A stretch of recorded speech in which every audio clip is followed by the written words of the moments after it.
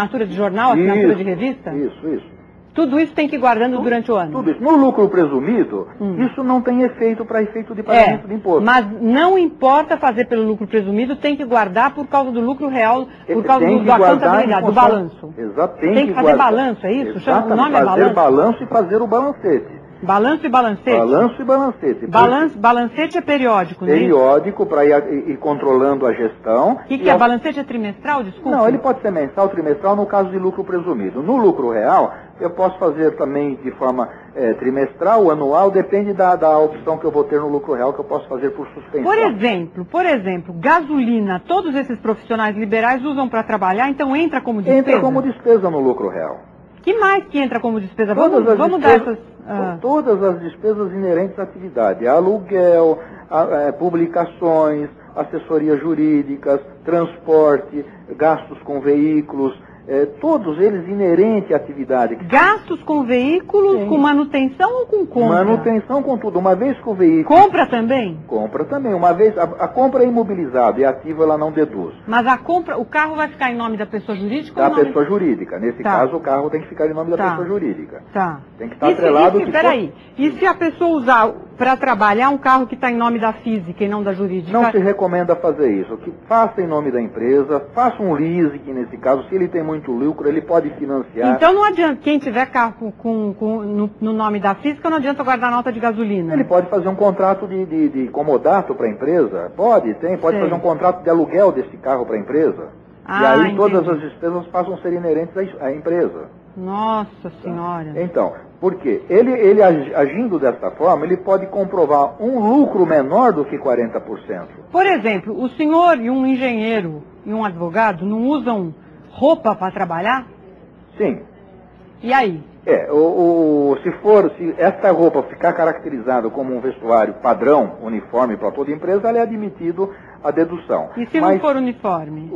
Se não for, não tem previsão na lei, né? Não ela é tem. entendida ainda como um gasto pessoal. Ah, tá. Não tem previsão na lei. Tá. Tá? Eu estou pensando o que mais? Publicação? Publicação, telefone, assinaturas de jornais, livros, revistas, subcomissionamento. Por exemplo, você tem um engenheiro, às vezes ele paga terceiros na prestação de serviço. Tudo isso é abatido no lucro real.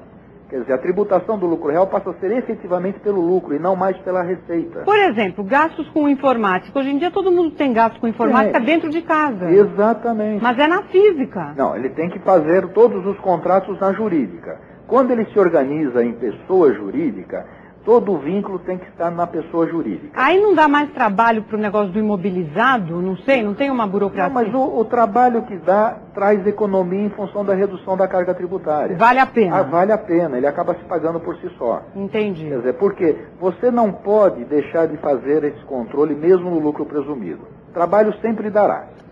Agora, existe um comodismo ou uma desinformação, né? No mercado que leva os empresários a achar que está numa zona de conforto, optando pelo lucro presumido. E não está, porque os cruzamentos da Receita Federal com CPMF são os mesmos. Agora, outra dúvida que me assaltou ontem. O engenheiro ou o jornalista, sei lá, que recebe como pessoa jurídica, na verdade, está recebendo um salário como pessoa jurídica. Na verdade, portanto, ele está pagando a escola dos filhos e as despesas com o remédio dos dependentes dele com o valor bruto emitido na nota fiscal de uma pessoa jurídica. Sim, ele está confundindo, porque na pessoa jurídica, ele prova o lucro efetivo que ele teve na sociedade e distribui para a pessoa física. Pois é, mas aí não se distribui um tal de prolabore ainda? O prolabore, nesses casos, normalmente é um valor pequeno, porque se faz a sistemática de pagamento de lucros. Que não cobre a despesa real que qualquer pai de família tem com uma criança. Exatamente. Então ele pega o lucro da empresa, leva para a pessoa física e paga as despesas pessoais. Mas ele, como empresa, ele acaba pagando muito mais imposto que na pessoa física. Porque ele paga os mesmos, ele paga 27...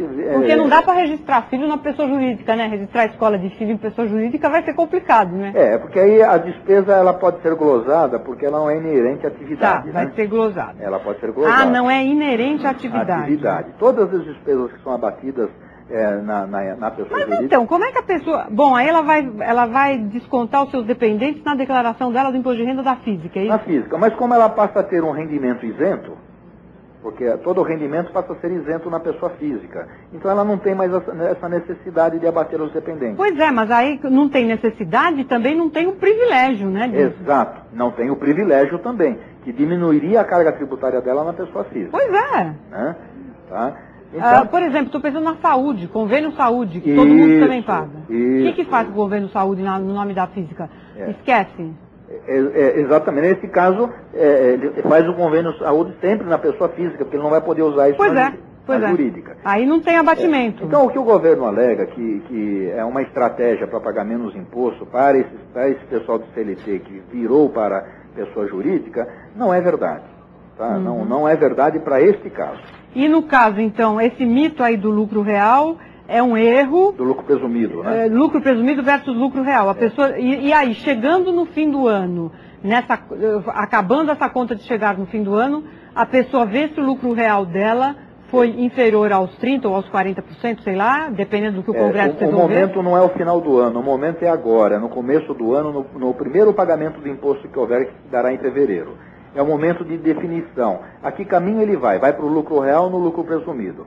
Então ele tem que fazer um planejamento mas depois agora. Ele não pode, na hora de fazer essa conta de chegada do ano inteiro, ele não pode optar pelo lucro real, não pode mudar de ideia. Não pode. Então é uma coisa que faz upfront, quer dizer, que faz no começo do ano. Faz no começo do ano pelo pagamento do primeiro imposto.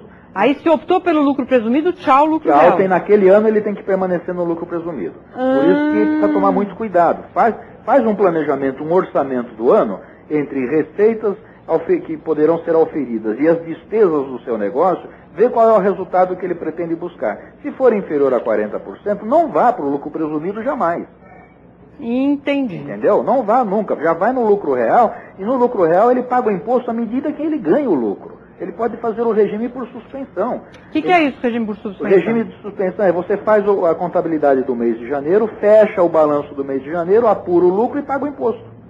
Não paga pela receita. E nesse caso o IR é 25%? É sempre, nos dois casos. O lucro presumido, a taxação é a mesma, o imposto é o mesmo, tanto para o lucro real como para o lucro presumido. A diferença é que o governo trabalha na presunção com o lucro de 40% e tributa os 25% sobre 40%. Tá. No lucro real, a tributação é a mesma, é 25% sobre o lucro efetivo. Se você tiver um lucro de 10%, você vai pagar sobre 10%. Se você tiver prejuízo naquele mês, você não paga imposto nenhum. Ok, entendi. Okay? Se tem um mês que você não teve uma receita por qualquer problema na empresa, na fonte pagadora, não houve receita, você não haverá pagamento de imposto. E já no lucro presumido, se você emitiu a nota fiscal, você já está gerando faturamento, já está gerando receita.